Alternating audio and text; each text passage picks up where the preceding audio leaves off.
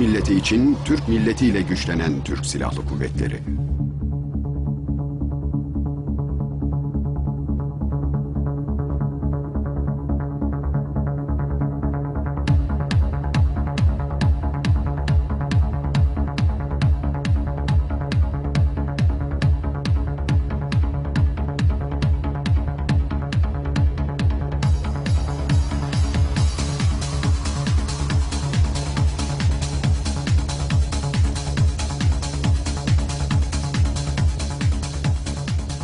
Milleti uğruna destanlar yaratan, sadece vatan için yaşayan Türk Silahlı Kuvvetleri.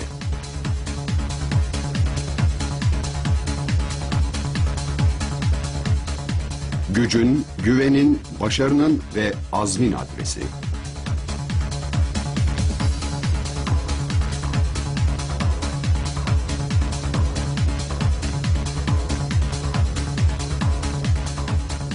Gururun, özverinin, sadakatin kaynağı.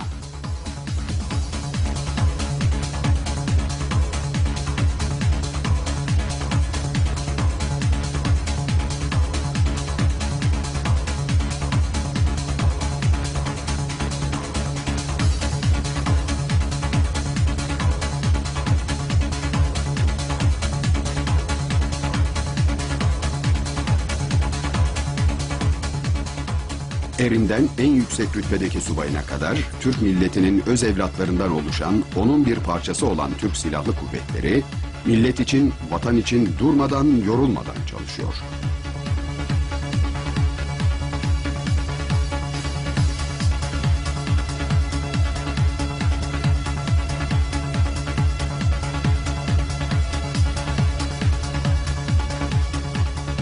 Dünyanın en büyük orduları arasında yer alan Türk Silahlı Kuvvetleri, Türkiye'nin bölgesinde etkili bir güç ve denge unsuru olması, barış ve güvenliğe katkıda bulunması için her türlü çabayı gösteriyor.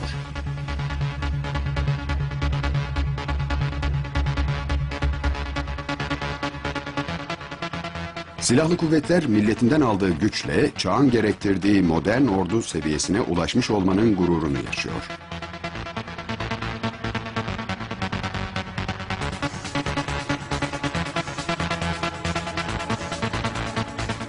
Türk Silahlı Kuvvetleri tüm unsurlarıyla, modern hedef tespit, teşhis, ikaz ve komuta kontrol vasıtalarıyla, günümüzün ve geleceğin harekat ihtiyaçlarına cevap verebilen, barış zamanında ekonomik olarak idame edilebilen, caydırıcılığı sağlayabilen, barış durumundan savaş durumuna süratle geçebilen, kuvvetlerini bir bölgeden diğer bir bölgeye kısa sürede kaydırabilen yüksek silah sistemlerine sahip.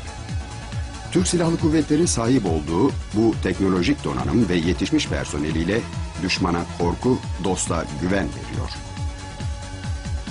Her zaman ve her koşulda başarıyı kendisine ilke edinen Türk Kara Kuvvetleri, bugüne kadar üzerine aldığı bütün görevleri eksiksiz olarak yerine getirmenin haklı gururunu yaşıyor.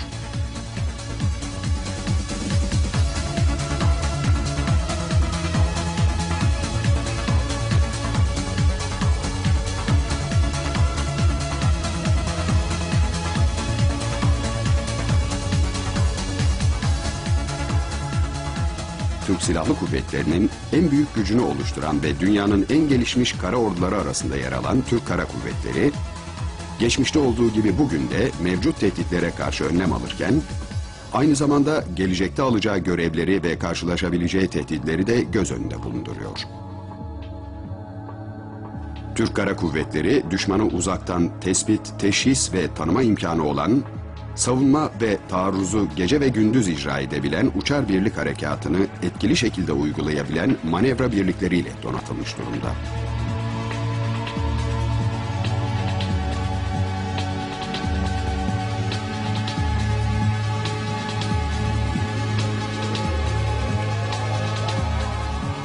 Türkiye'nin jeostratejik konumu, bölgedeki istikrarsızlıklar ve güvenlik gereksinmeleri, Türk Deniz Kuvvetleri'ni hem kıyı sularında hem açık denizlerde harekat icra edebilecek güçlü bir donanma haline getirdi.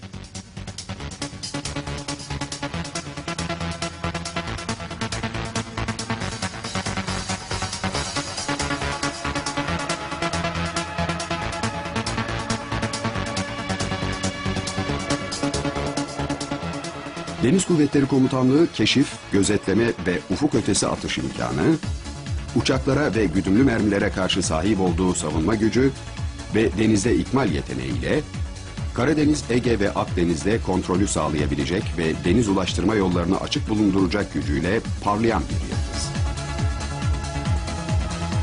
Türk Silahlı Kuvvetleri her alanda olduğu gibi hava taarruzu ve savunmasında bölgesinde etkin bir güce sahip.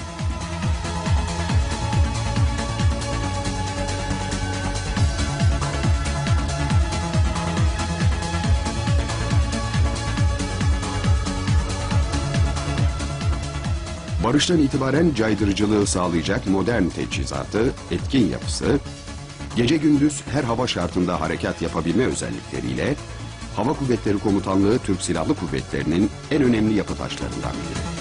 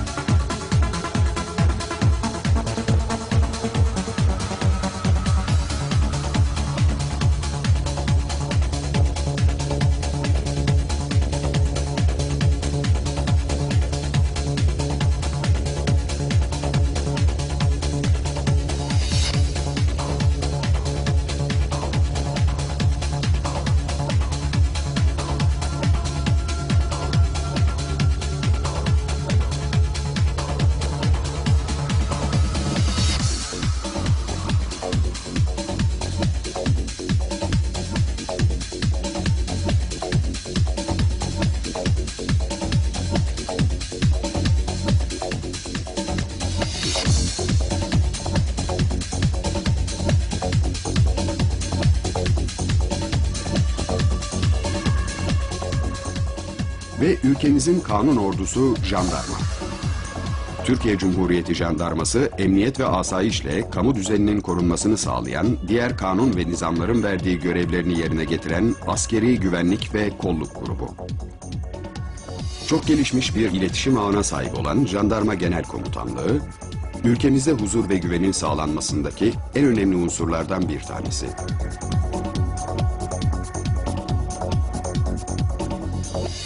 Sahil şeridimiz boyunca görev yapan Sahil Güvenlik Komutanlığı, Türkiye Cumhuriyeti'nin sahip olduğu tüm sahilleri, karasularıyla iç sularını, boğazları, liman ve körfezleri, bu bölgelerdeki can ve mal emniyetinin sağlanmasından sorumlu.